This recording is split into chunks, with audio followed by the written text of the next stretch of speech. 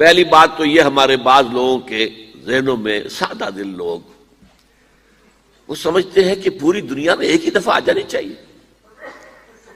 یہ کوئی علاقائی خلافت تو نہیں ہو سکتی، خلافت تو عالمی ہوتی ہے. ان سے میں کہتا ہوں عالمی خلافت کب تھی جناب؟ یہ تو نہ خلافت راشدہ میں عالمی تھی. کیا ہندوستان شامل تھا اس میں؟ کیا چین شامل تھا؟ کیا یورپ شامل تھا؟ اور سب سے بڑی بات یہ، اگر ایک دم پوری دنیا پر خلافت قائم ہو سکتی تو حضور کے دست مبارک سے ہوتی، لیکن نہیں ہوئی. نتیجہ کیا نکلا؟ ایک ملک میں حضور نے قائم کر دی، جزیرہ نما عرب، یہاں خلافت قائم ہو گئی، حضور خلیفہ ہے. اب وہ نقطہ کون سا ہوگا، نقطہ آغاز کون سا ہوگا؟ اس میں پہلی بات تو میں نے کہا جو شک کرے گا اس کا پھر ایمان مشکوک ہے. ہوگا، لازماً ہوگا، گلوبل ہوگا، پوری دنیا میں ہوگا. کہاں سے شروع ہوگا اس میں آپ اختلاف کر سکتے ہیں، لیکن مجھے تو دو حدیثیں تو ملی ہیں جن سے یہ اندازہ ہوتا ہے کہ یہ اس مشرقی خطے سے ہوگا، عرب کے مشرق کی جانب کسی ملک سے ہوگا، کسی خطے سے ہوگا. وہ حدیثیں بھی اب آپ پڑھ لیجئے پہلے. پھر میں کہہ رہا ہوں یہ خزانہ ہے جو ہم نے آپ کی خدمت میں پیش کیا ہے، کاش کہ آپ اس کی قدر کر سکیں. یہ حدیثیں آپ کو ازبر ہو جائیں، یاد ہو جائیں، لوح قلب پر نقش ہو جائیں. ہندوستان اور خراسان یعنی موجودہ افغانستان کا ذکر. ابن ماجہ کی روایت ہے عن عبداللہ ابن الحارث رضی اللہ تعالی عنہ قال رسول اللہ صلی اللہ علیہ وسلم یخرج ناس من المشرق یؤتئون للمہدی یعنی سلطانہ، یعنی سلطانہ، دونوں طرح سے پڑھ سکتے ہیں. حضرت عبداللہ ابن حارث فرماتے ہیں رضی اللہ تعالی عنہ کہ حضور نے ارشاد فرمایا مشرق کی طرف سے وہ فوجیں نکلیں گی، لوگ آئیں گے جو عرب میں مہدی کی حکومت قائم کریں گے. یہ مہدی کون ہوں گے اس کا ذکر میں ذرا بعد میں کروں گا، لیکن نوٹ کر لیجئے کہ مہدی سے پہلے لازماً کسی مشرقی علاقے کے اندر وہ نظام قائم ہو چکے گا، تب وہاں سے فوجیں آئیں گی نا. یہ مشرق کون سا ہے؟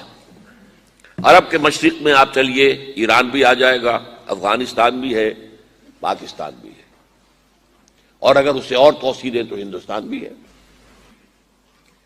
یہ ہے عرب کا مشرق. اس سے فوجیں جائیں گی.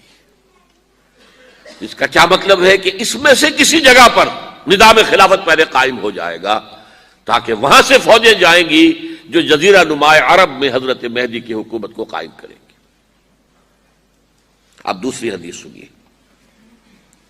یہ سنن ابن ماجہ کی حدیث تھی جو میں نے آپ کو سنائی، آپ نے پڑھی. دوسری عن ابی ہریرہ رضی اللہ تعالی عنہ،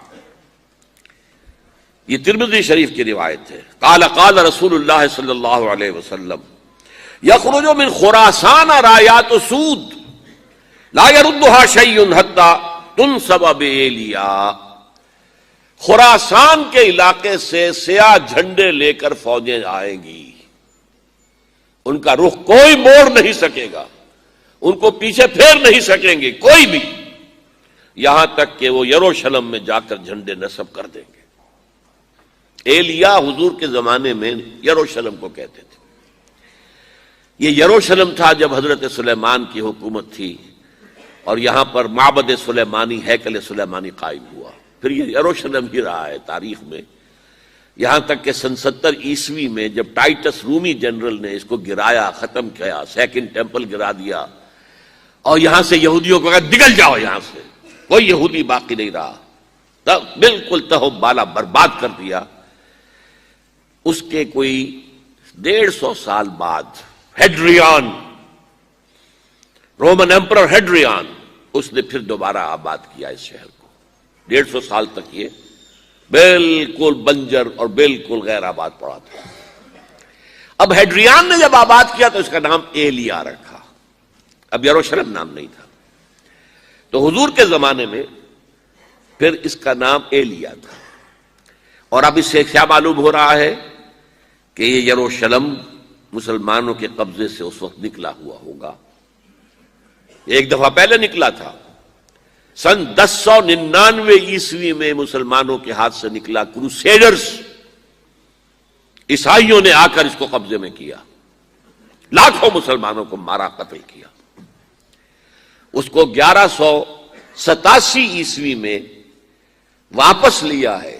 کس نے لیا ہے؟ صلاح الدین ایوبی، کرد۔ عرب کھوکھلے ہو چکے تھے، عربوں نے کھویا، واپس نہیں لے سکے، بہت حکومت کر چکے تھے، 400-500 برس کی حکومت کر کے، اور ان کے عیش اور ان کے آرام، اب ان میں جان نہیں تھی کہ وہ واپس لے سکے۔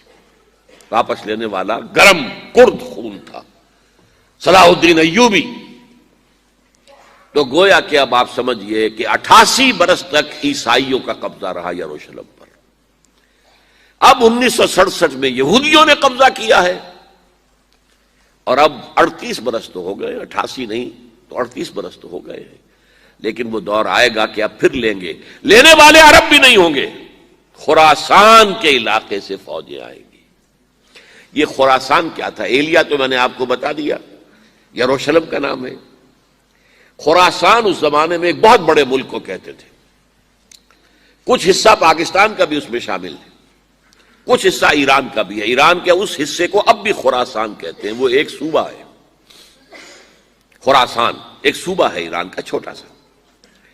پاکستان میں خاص طور پر یہ جو علاقہ مالاکنڈ ایجنسی کہلاتی ہے، اس سے اوپر جتنا علاقہ ہے، اور یہ جو واخان کی ایک پٹی آتی ہے اوپر، واخان افغانستان کی ایک پٹی سی دم سی چلی آتی ہے، جو جا کر چائنا کی سرحد سے مل جاتی ہے، یہاں سے لے کے یہاں تک یہ جو مالاکنڈ کا وہ درہ ہے اور پہاڑ ہے، یہ بھی خراسان کا حصہ ہے۔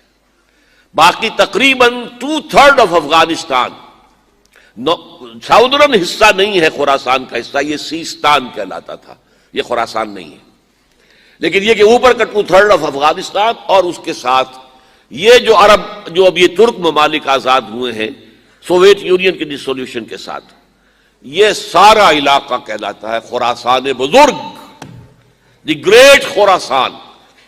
ایک مرتبہ ایک یہاں کا جو کاؤنسلیٹ ایران کا، وہ آئے تھے میرے پاس، ان کے ایک اہم آدمی، ان سے میں نے پوچھا خراسان، تو پہلے تو ان کا خراسان ہمارا ایک صوبہ ہے، میں نے کہا نہیں مجھے خراسان، او خراسان بزرگ، وہ جو آپ دی گریٹر خراسان کی بات کر رہے ہیں، وہ یہ تھا۔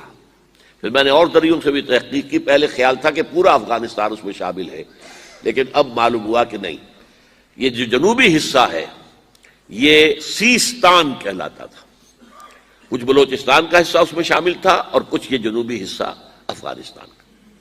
یہاں سے فوجیں جائیں گی، اور یہ فوجیں جا کر خراسان سے چل کر ایلیا پہنچیں گی، یروشلم پہنچیں گی، اور اپنے جھنڈے گاڑ